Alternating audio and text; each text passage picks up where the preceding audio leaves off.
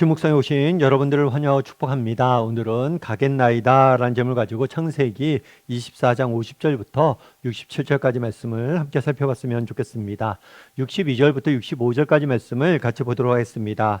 그때 이삭이 부엘라 헤이로에서 왔으니 그가 네게부 지역에 거주하였음이라. 이삭이 저물 때 들에 나가 묵상하다가 눈을 들어 봄에 낙타들이 오는지라. 리브가가 눈을 들어 이삭을 바라보고 낙타에서 내려 종에게 말하되 들에서 배회하다가 우리에게로 마주오는 자가 누구냐. 종이 이르되 이는 내 주인이니이다. 리브가가 너울을 가지고 자기 얼굴을 가리더라. 오늘 본문은 이삭이 리브가를 만나서 결혼하는 장면입니다. 이 이삭이 리브가를 만나서 결혼한 장면을 성경은 자세히 굉장히 많은 분량을 투자해서 다루고 있어요.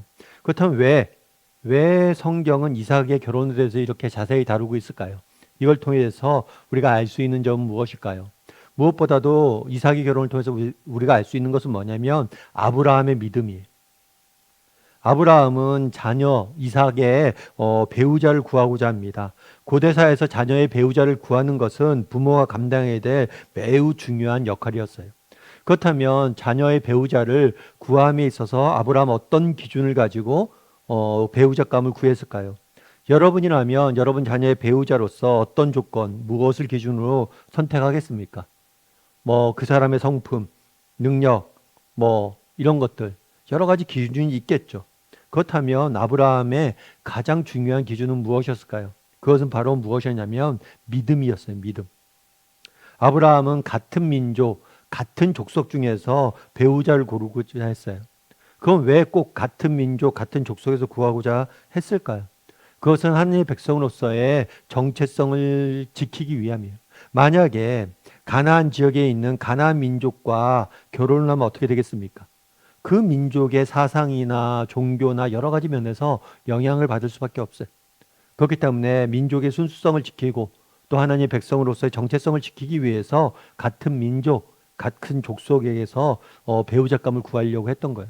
그래서 종을 보내서 정말 멀리 종을 보내서 리브가를 데려오게 한 거죠.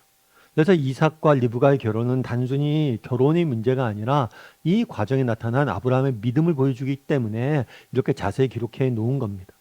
뿐만 아니라 이삭과 리브가의 결혼에서 우리가 또 알 수 있는 건 뭐냐면 리브가의 믿음이. 사실 오늘 본문에 보면 리브가 이제 여러분들 앞부분을 좀 살펴봐야 되는데 리브가가 이삭을 그러니까 이 종을 아내감을 구하기 위해서 종을 하란 지방에 보냅니다. 이 하란 지방에서 리브가가 종을 만나서 정말 이삭과 결혼하기 위해서 가나안 땅으로 오는 과정을 그리고 있어요. 그런데 리브가는 나홀의 손녀이자 부두엘의 딸이었어요. 나홀은 아브라함의 형제였어요. 그러니까 리브가는 누구냐면 아브라함의 조카였던 거예요. 당시 리브가는 하란 지방에 살고 있었습니다. 그런데 이 하란 지방은 상업과 교육의 중심지로서 다양한 문화와 종교가 섞여 있었던 곳이에요. 이 리브가의 입장에서는 이 하란을 떠나서 정말 낯선 곳으로 간다는 것이 결코 쉬운 선택만은 아니었어요. 그럼에도 불구하고 그는 따라 나섰던 거예요. 그럼 어떻게 그가 따라 나설 수 있었을까요? 그것은 뭐냐면 아브라함이 종을 보냈잖아요. 이 종을 보내고 이 종을 인도하는 과정 속에서 하나님께서 정말 이 종을 보냈고 하나님의 그러한 계획하심이 있구나라는 사실을 확신했어요. 그래서 이 종을 따라 나선 거예요. 그런 면에서 이 리브가는 또 다른 아브라함이다라고 이야기도 합니다. 왜 그럴까요? 아브라함도 마찬가지죠. 고향 집을 떠나 하나님이 지시한 땅으로 간 거예요. 리브가도 동일해요. 리브가도 고향 집을 떠나서 뭘 한 거예요? 정말 하나님이 지시한 땅으로 인도하심을 따라 간 거예요. 그래서 리브가는 제2의 아브라함이다라는 이야기를 들을 정도였어요. 그만큼 오늘 본문에서 단순히 결혼의 문제가 아니라 아브라함의 믿음과 또 리브가의 믿음과 도전을 보게 되는 거죠. 뿐만 아니라 이삭도 마찬가지. 오늘 본문에 보면 이삭이 부엘라 헤이로에서 왔다라고 표현하고 있습니다. 그러면서 네게브 지역에서 거주하였는데 이삭이 해 저물 때 들에 나가 묵상하고 있었다라고 표현합니다. 이 묵상이란 단어는 묵상하다라는 단어는 성경에 처음 등장하는 단어예요. 아마 이 묵상하다라는 단어는 묵상하다로 표현되어 있지만 기도하다라는 단어로도 아마 쓰일 수도 있는 것 같아요. 그래서 그럼 이삭이 이 네게브 지방에 와서 묵상했다라고는 표현을 기록해 놓은 게 이유는 뭘까요? 아마 이삭은 알았을 거예요. 종이 자기의 배우자감을 신부감을 구하기 위해서 떠났다는 걸 알았을 거예요. 그래서 일부러 종이 갔던 지역에서 돌아올 때 제일 먼저 맞이할 수 있도록 네게브 지역으로 가서 기도하고 있었던 거죠. 뭘 기도했을까요? 정말 하나님께서 그를 인도해서 정말 하나님의 마음이 합당한 그런 배우자를 자신에게 올 수 있도록 기도하는 모습을 보게 되는 거죠. 그래서 오늘 본문에 보면 이 결혼 이야기가 단순한 결혼 이야기가 아닙니다.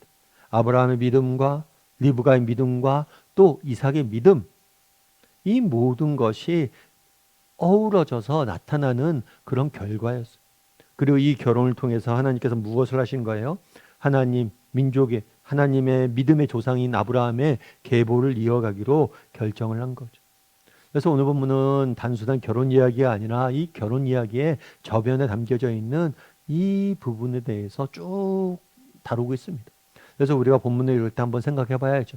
정말 그렇다면 나는 아브라함처럼 정말 어떤 기준을 가지고 살아가고 있는가? 정말 내가 배우자를 선택하는 거 귀중한 일이잖아요. 자녀의 배우자를 선택하는 거 귀중한 일이잖아요. 매우 중요한 일이잖아요. 근데 이런 중요한 일을 할 때 나는 어떤 기준을 갖고 살아가는가? 우리가 인생을 살아갈 때 정말 어떤 기준을 가지고 살아가는지 점검해 볼 필요가 있어요. 또한 리브가처럼 나는 정말 하나님의 인도하심을 따라 정말 뭐 할 수 있는 사람인가? 순종할 수 있는 사람인가? 하나님의 인도하심을 따라 정말 내가 알지 못하는 땅으로 갈 수 있는 그런 리브가와 아브라함과 같은 믿음이 있는가? 또 이삭처럼 하나님의 인도하심을 구하면서 기도하면서 살아가고 있는 사람인가? 라는 부분에 대해서 우리가 한번 점검해 볼 필요가 있습니다. 남극 탐험의 영웅이라고 알려져 있는 어니스트 세클턴이라는 분이 계세요. 이번 주 주일날에도 이야기를 좀 나누었는데 이분이 처음에 남극 탐험을 위해서 대원들을 모집할 때 일이 여러분 이제 남극 탐험을 가야 됩니다. 정말 많은 자금과 많은 노력을 투자해서 남북 탐험을 계획을 했고 이제 떠나야 돼요. 그럼 여러분들 남극 탐험을 계획했을 때 남극 탐험을 같이 갈 수 있는 그런 선원들 뽑아야 되잖아요. 그럼 여러분들은 어떤 선원들을 어떤 기준으로 뽑겠습니까? 확실한 조건, 그런 배경, 능력 이런 것들도 뽑을까요? 그런데 세클턴이 뽑았던 가장 귀중한 기준이 있어요. 가장 중요한 기준. 그 기준은 뭐냐면 수많은 사람들이 지원했잖아요. 그랬을 때 이런 질문한 거예요. 언제 떠날 수 있습니까? 했을 때 지금 당장이라도 갈 수 있습니다. 라고 답한 사람. 그런 사람들만 뭐예요? 딱 뽑아서 갔다고 그러죠. 정말 극한의 상황일 때 남극 탐험이나 극한의 상황이잖아요. 그럴 때 정말 분석하고 계산하는 것보다 즉각적으로 리더의 명령에 반응할 수 있는 사람이 생존에 굉장히 중요하다는 사실을 알았기 때문에 이렇게 한 거예요. 그날 오늘의 본문에도 보면 정말 이삭의 믿음과 또 리브가의 믿음과 아브라함의 믿음의 모습을 보게 됩니다. 특별히 리브가의 모습을 보게 됩니다. 리브가는 어땠습니까? 자기가 고향집을 떠나서 뭐예요? 정말 알 수 없는 땅으로 갔어요. 그때 갈 때 뭘 했냐면 가족들이 말려요. 뭐라고 말리냐면 야 리브가야 조금 더 있다 가라. 그랬더니 리브가가 뭐라고 하냐면 아니다 바로 가겠다라고 이야기를 해요. 정말 우리가 이 땅 살면서 정말 하나님의 뜻대로 살아가야 되잖아요. 그럴 때 우리가 조심해야 될 게 있어요. 그건 뭐냐면 내가 순종을 하는데 나중에 할게 이런 마음을 품기가 쉬워요. 그런데 여러분 나중을 미루면 결단코 정말 순종하지 못할 이유만 늘어납니다. 순종이라는 것은 지금 오늘 하는 거예요. 그래서 여러분들도 오늘 하루 살아가잖아요. 살아가면서 이삭처럼 기도하고 아브라함처럼 믿음을 갖고 우리가 살아가야 돼요. 무엇보다도 그런데 리브가처럼 정말 하나님의 음성이 들리면 즉각적으로 순종할 수 있는 사람이 되었으면 좋겠어요. 그래서 오늘 본문에서 아브라함과 리브가 이삭의 모습을 보면서 우리는 어떻게 살아야 될지 한번 고민하고 그렇게 살아가는 오늘 하루가 되기를 주님의 이름으로 소원합니다. 이 시간 함께 기도했으면 좋겠습니다. 기도하실 때 오늘 말씀 기억하면서 기도했으면 좋겠습니다. 그날의 아브라함은 정말 자녀의 배우자를 구하는데 분명한 기준을 갖고 정합니다. 그것은 바로 믿음이. 정말 우리도 이 땅을 살아가면서 어떤 기준을 갖고 정하고 있는지, 살아가고 있는지 돌아봤으면 좋겠습니다. 그리고 오늘 또 리브가의 모습 속에서 리브가가 정말 즉각적으로 하나님 명령에 순종하는 모습도 보게 됩니다. 우리도 정말 하나님에 대한 믿음을 가지고 정말 망설이지 않고 믿음으로 도전할 수 있는 그런 사람이 되게 해달라고, 하나님의 음성에 도전할 수 있는 사람이 되게 해달라고 기도해 주시고, 마지막으로 이삭처럼 기도하면서 하나님의 인도하심을 구할 줄 아는 자가 되게 해달라고, 이 시간 오늘 본문에 등장하는 아브라함과 이삭과 리브와 같은 믿음을 우리에게 달라고 이 시간 목소리를 같이 기도하도록 하겠습니다. 기도하시겠습니다.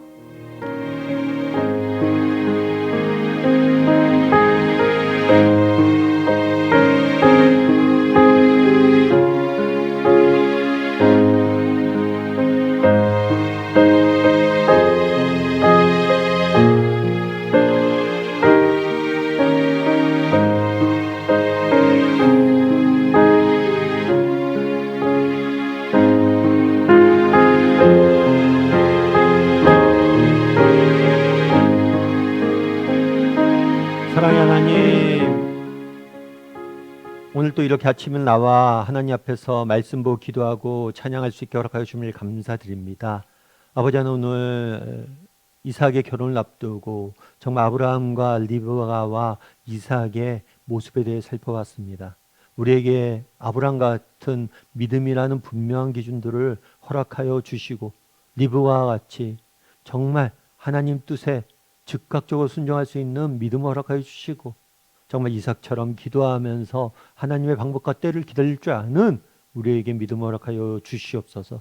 그래서 그 세 사람의 믿음이 합쳐져서 놀라운 하나님의 뜻을 이루었던 것처럼 우리도 우리의 삶을 통해서 하나님의 놀라운 계획들이 이루어지는 것을 목도할 수 있는 아름다운 인생이 될 수 있도록 하나님 붙잡아 주시옵소서. 오늘 하루도 하나님께서 우리를 향하신 하나님의 뜻을 우리의 삶 가운데 이루어질 줄 믿사오며 모든 말씀 예수님의 이름으로 기도드립니다. 아멘.